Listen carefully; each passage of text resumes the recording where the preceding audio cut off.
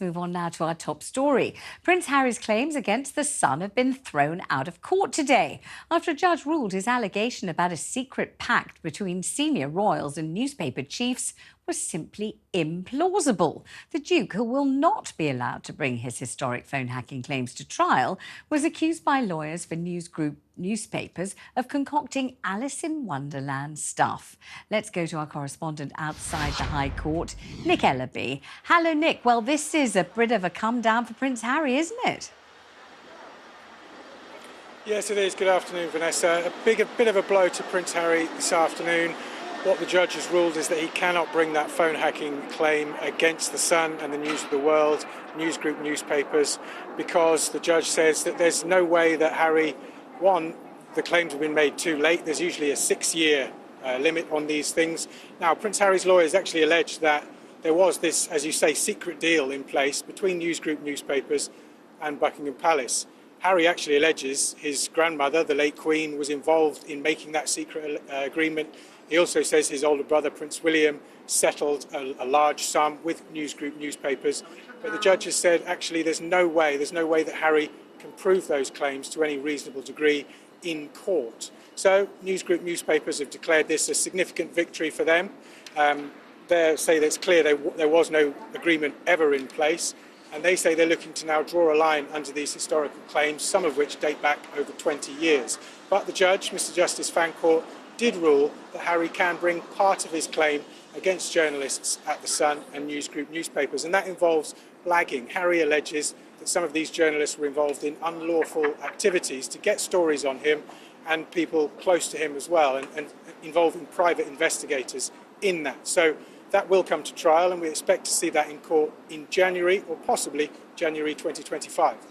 I mean, this is a pretty severe indictment, isn't it, on the part of the judge about Prince Harry's case. He says, for example, that his phone hacking allegations, and I quote, did not reach the necessary threshold of plausibility and cogency. In other words, they weren't believable and they really weren't logical either. And I must admit that we were covering the story throughout, and each day I felt and said to whoever I was interviewing about it at the time, you know, this seems like almost a stream of consciousness kind of mixture of fantasy, invention, resentment, personal opinion. But the bit that you need in a courtroom is evidence. You need to be able to prove what you're saying is true, not just say what you think might be the case. And there were so many occasions when Harry said, I don't remember, no, I didn't read it, I wasn't aware of it, I wasn't there, I didn't know. It seemed absolutely extraordinary to believe that the judge would be impressed by the things he was saying. Well, yes. I mean, News of the World, now defunct, apologised in 2012 for phone hacking, admitted that, and the judge today ruled that, well, Harry could have made some basic inquiries at that time, which is 11 years ago now, to find out if he did have a case against the Sun, and that wasn't done. As I said, the lawyers tried to amend that, saying that there was this secret agreement in place, but again, the judge said there's absolutely no way that Harry can prove that in court. Prince Harry has been waging a kind of one-man crusade against the British tabloids. He's also got suits involving other newspapers, including the Mirror Group. So it's certainly not the end of it, but a damaging day for Prince Harry. Thank you very much indeed. Joining me live now is royal biographer Ingrid Seward. Ingrid, thank you so much for joining us. Good afternoon. I mean, Harry did see himself, didn't he, as a crusader, a beacon. He was going to change the face of British journalism materially and forever. He was going to save all of those who might be savaged by unruly journalists. I mean, he really did think that he was on a very important mission. What do you think is the state of his mission now, Ingrid? Well, I don't think all is lost. I think a lot is lost. And I think at the time we all said, well, we were watching, the results of his case against the Mirror Group, that he didn't come up with any evidence. It was all, it was all sort of, what Harry thought was right. And I think, again, it's sort of this entitlement that I am right, I'm Prince Harry and I am right and journalists are scum. Not that he said that, but that's what one felt. And I think that, Harry had a lot of, powerful people behind him as well. But that is the Mirror, this is the Sun. So he's got a lot going on. And I think what really I think the judge found so implausible in this is, as you were saying before, is that Harry said that the Queen had actually done, well, not the Queen personally, but the Queen's advisors had actually done a deal with the Sun newspaper, and that, I mean, that just, then you realise, what is Harry talking about? So there was never a deal between the press and the palace. The palace don't make those kind of deals. Very, very seldom do they. I mean, it is quite remarkable, the whole thing, particularly Harry effectively setting up his brother, his father, by association, his late grandmother, and kind of implying, as he and Meghan have done throughout, that there's been a collaboration, a conspiracy between other members of the royal family and the press against Harry and Meghan.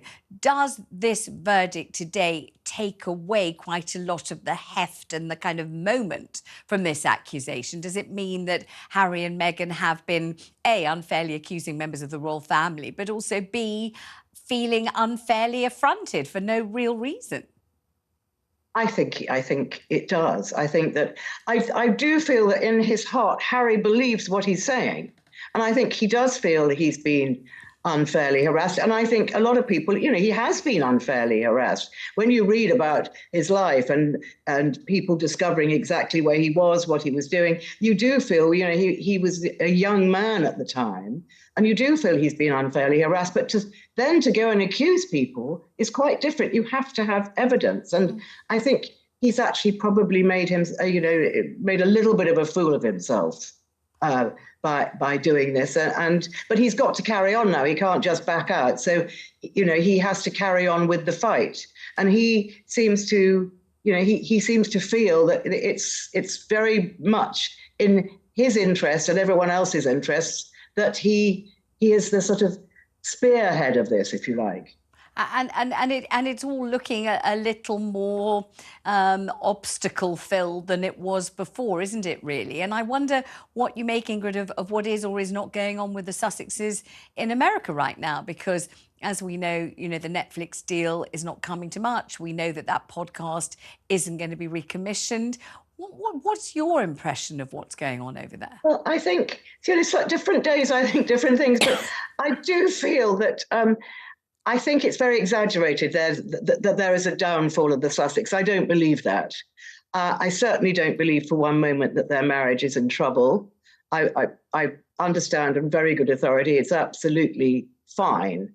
But these rumours will always persist and always have done. You know that, Vanessa. They always do. Yes. And people love an underdog. They don't like it when somebody looks as if they're winning. And in this country, certainly, the Sussexes are very, very unpopular for many of the reasons that you said earlier about they're basically dissing their own family, or certainly Harry's family. And, people are very disappointed in them. It was thought, though, wasn't it, that somehow Americans would continue their bedazzled infatuation with the Sussexes, that they wouldn't quite understand the permutations of what had gone on in the family, but they would think, oh, my gosh, this glamorous prince, this beautiful duchess, the two of them here choosing America. We choose them, they choose us. Oprah loves them, we love them, Serena Williams loves them. Oh, my God, they're gorgeous. But I'm not certain, certainly by the sorts of things that people are saying, that that's quite happening over there either. They're not necessarily attracting the adulation and worship they thought they might continue to enjoy. Oh, very definitely. And I think America fell out of love with them for quite a long time ago. But that's not the whole of America. Obviously, they still have a very big young following. And, people do still see Meghan as a champion of women. And so I think that there's always differing opinions. But I certainly feel that in this country, the majority of people really don't like them. And I think in America, that's the situation now as well.